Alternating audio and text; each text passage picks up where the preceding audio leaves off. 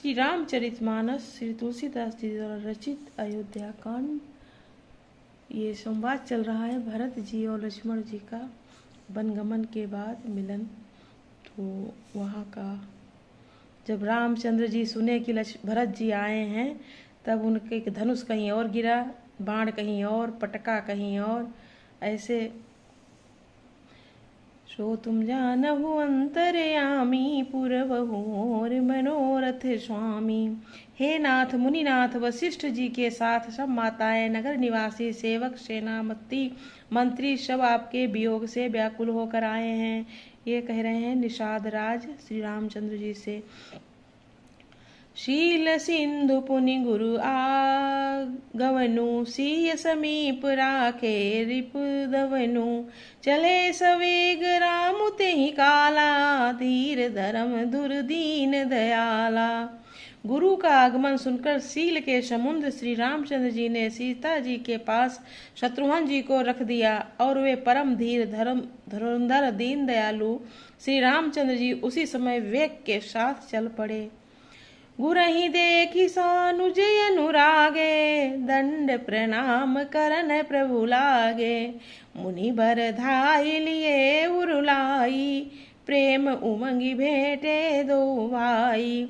गुरु जी के दर्शन करके लक्ष्मण जी सहित प्रभु श्री रामचंद्र जी प्रेम में भर गए और दंडवत प्रणाम करने लगे। मुनि श्रेष्ठ वशिष्ठ जी ने दौड़कर उन्हें हृदय से लगा लिया और प्रेम में उमंग में वे दोनों भाइयों से मिले। प्रेम पुलकी केवट कही नामू, कीन दूरी ते दंड प्रणामू। राम सखा ऋषि बर बस भेटा, जनु महि लुठत स्नेह समेटा। प्रेम से पुलकित होकर केवट निषाद राज ने अपना नाम लेकर दूसरे ही वशिष्ठ जी को दंडवत प्रणाम किया। ऋषि वशिष्ठ जी ने राम सखा जानकर उसको जबरदस्ती हृदय से लगा लिया, मानो जमीन पर लौटते हुए प्रेम को समेट लिया हो। रघुपति भगति सुमंगल मूला, नभ सराहि सुरभर सही फूला। यही सब निपट नीच को नाही, बड़ वशिष्ठ सम को जग माही। श्री रघुनाथ जी की भक्ति सुंदर मंगलों का मूल है। इस प्रकार कहकर सराहना करते हुए देवता आकाश से फूल बरसाने लगे। वे कहने लगे, जगत में इसके समान सर्वथा नीच कोई नहीं, और वशिष्ठ जी के समान बड़ा कौन है। सो तुम जानहु अंतरयामी, पुरवहु मोर मनोरथ स्वामी। दुआ संख्या 243 अयोध्या कांड। जेहि लखी लखनहु ते अधिक, मिले मुदित मुनि राव। सो सीतापति भजन को प्रगट प्रताप प्रभाव। जिस निषाद को देखकर मुनिराज वशिष्ठ जी लक्ष्मण जी से भी अधिक उससे आनंदित होकर मिले, यह सब सीतापति श्री रामचंद्र जी के भक्त जन का प्रत्यक्ष प्रताप और प्रभाव है। सो तुम जानहु अंतरयामी, पुरवहु मोर मनोरथ स्वामी। आरत लोग राम सबु जाना, करुणा कर सुजान भगवाना। जो जेहि भाई रहाय अभिलाषी, तेहि तेहि के तसि तसि रुख राखी। दया की खान सुजान भगवान श्री रामचंद्र जी ने सब लोगों को दुखी मिलने के लिए व्याकुल जाना, तो जो जिस भाव से मिलने का अभिलाषी था उस प्रकार रुख जान रखते हुए उसी की रुचि के अनुसार मिले। सानुज मिलि पल महु सब काहू, कीन दूरी दुख दारुण दाहू। यह बड़ी बात राम कहे नाही, जिमि घट कोटि एक रवि छाई। उन्होंने लक्ष्मण जी सहित पल भर में सब किसी से मिलकर उनके दुख दूर और कठिन संताप को दूर कर दिया। श्री रामचंद्र जी के लिए यह कोई बड़ी बात नहीं है। जैसे करोड़ों घड़ों में एक ही सूर्य की पृथक पृथक छाया प्रतिबिंब एक साथ ही दिखती हैं। मिली के वटहि उमगी अनुरागा, पुरजन सकल सराहि भागा। देखि राम दुखित महतारी, जनु सुबेलु अवली हिम मारी।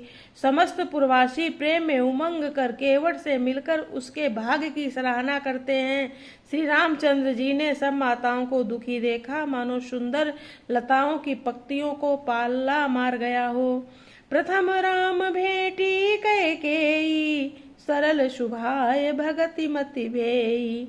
पग परिकीन प्रबोध बहोरी, काल करम विधि सिर धरि खोरी। सबसे पहले राम जी कैकेयी से मिले और अपने सरल स्वभाव तथा भक्ति से उसकी बुद्धि को तर कर दिया। फिर चरणों में गिरकर काल कर्म और विधाता के सिर दोष मढ़कर श्री राम जी ने उनको संतावना दी। सो तुम जानहु अंतर्यामी, पुरवहु मोर मनोरथ स्वामी। भेटी रघुबर मातु सब, करी प्रबोध परितोष। अम्ब ईस आधि आधीन जगु, काहू न देय दोष। दोहा संख्या 244 अयोध्या कांड। फिर श्री रघुनाथ जी अब माताओं से मिले, अपने सबको समझा बुझाकर संतोष कराया कि हे माता, जगत ईश्वर के अधीन है, किसी को भी दोष नहीं देना चाहिए। सो तुम जानहु अंतर्यामी, पुरवहु मोर मनोरथ स्वामी। गुरु तिय पद बंदे दो भाई, सहित भी प्रतिय जे संग आई। गंग गौरी सबु सम सब महतारी, देहि आशीष मुदित मृदुवानी।